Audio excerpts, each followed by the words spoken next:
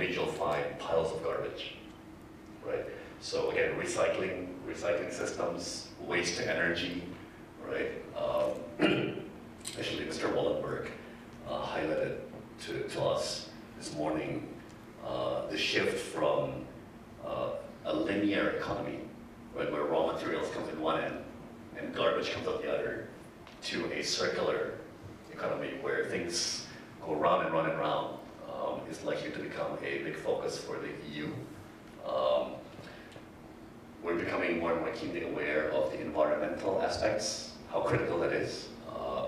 We have 4 coordinating ministers in the cabinet, the foremost senior ministers. Our coordinating minister for maritime affairs is raising time and again in cabinet meetings about garbage and trash. He's highlighting that apparently we, Indonesia, are number 2 after China with respect to plastic debris. Right? So all the plastic debris in the oceans. And number 1, of course, is not good for our tourism ambitions. But number 2, he also highlights that these plastic debris breaks down under sunlight and in the ocean, and these particles then go into the food chain. Right? They go into the plankton, into the small fish, which are eaten by the bigger fish, and the crustaceans and everything. And over generations, this can cause, there's no way that that's good for intergenerational health, right? And again, Scandinavian companies, some British companies, some Singaporean companies really excel at the garbage collection, garbage incineration, waste to energy, recycling and the like.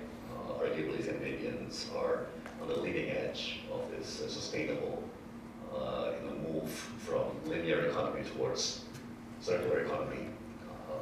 So yeah, tourism. Actually, we see a lot of business opportunity in what I call the supporting infrastructure, right? The supporting services, the supporting infrastructure. Actually, with Saab, we're discussing that a lot of these airports will require upgrades to their air traffic control systems and air nav, right? So these used to be remote, remote and rarely visited or low traffic destinations. With these tourism developments, they're going to become high traffic destinations. So we'll require upgrades to our air traffic controls and the like. One destination which is not on here, which is actually where my father is originally from, northern city of Manado.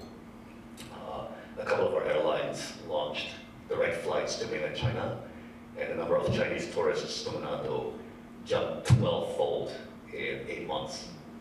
Right, so it's an example of drastic developments where we have to scramble to keep up. Now imagine if we go, I think tourists, Thailand gets about 40 million tourists per year. Malaysia gets about 25 million tourists per year. We only get about 11 million tourists per year. Imagine if we go from 11 million to 20 million to 30 million. The amount of human sewage, the amount of garbage, the amount of everything, right?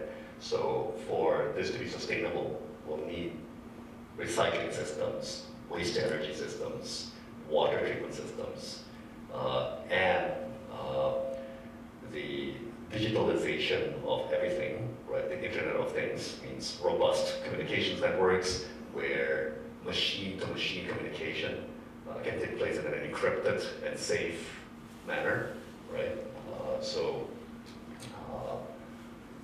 Say what's next. Okay, yeah, these are just locations of the 10 new Balis, some of which are quite sort of outlying. What's next? Yeah, I think I'll be remiss to highlight the e-commerce boom that we have, right? So Indonesia, frankly, smartphone penetration is rising, and ironically, for example, the number of smartphone users far exceeds the number of bank account holders, right? So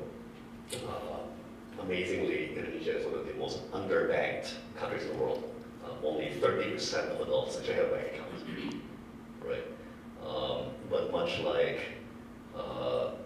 the technology which Ericsson invented, the mobile phone, right, enabled third world countries to go from no phones straight to cell phone.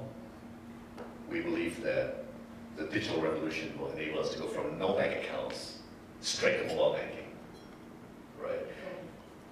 Leapfrogging, exactly, and likewise, many of the technologies which are in the laboratories of ABB and Wärtsilä, right, and others, we believe will go from no power straight to off-grid, decentralized, renewable, or hybrid systems, right? So, yeah, but clearly the digitalization of things, right? And Indonesians are remarkably technology savvy, right? We're amazingly early adopters. So before Apple came in,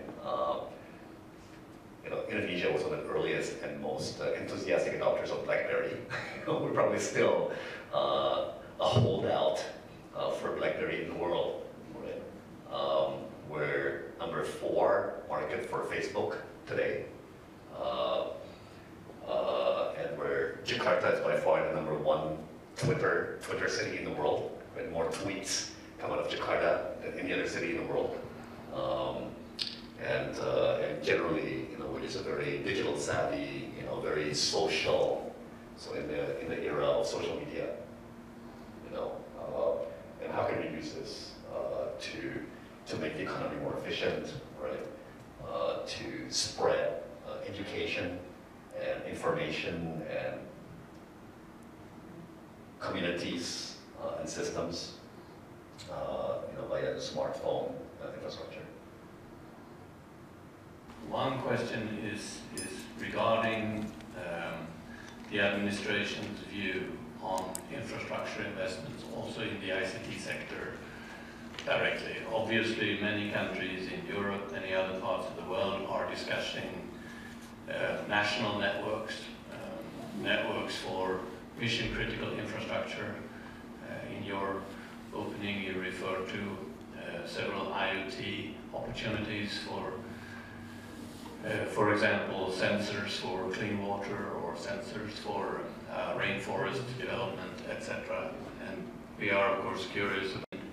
Is one that I know is always sensitive, but it has to do with the development of transparency. And we are always, as a representative of the telecommunications sector, we have to be very accurate as a Swedish company in terms of transparency and our way of doing business. So thank you very much. Thank you. Both excellent questions. Let me share a couple of things. First, in the telecoms and network space, one issue which I'm starting to tackle is the over-dominance of one of our state-owned enterprises, which is Stockholm Swedia, right? So one state-owned telecoms company accounts for 60% of the market and more than 90% of the profits in the industry. And it's choking off competition.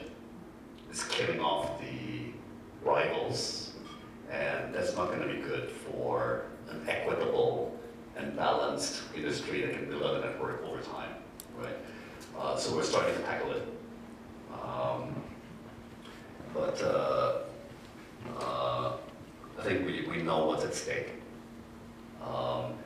And I would say that the reformist camp in the cabinet is winning right now. Now, the nasty politics around the Jakarta government election forced even us to tack to the right, much like perhaps Gerd Wilders, or Gerd Wilders or whatever, forced Prime Minister Mark Rutte to kind of tack to the right a bit and expel the Turkish foreign minister and all that, right? But fundamentally, I believe the reform breath is strong, right? So, for example, also on hyper-nationalist policy notions like data localization.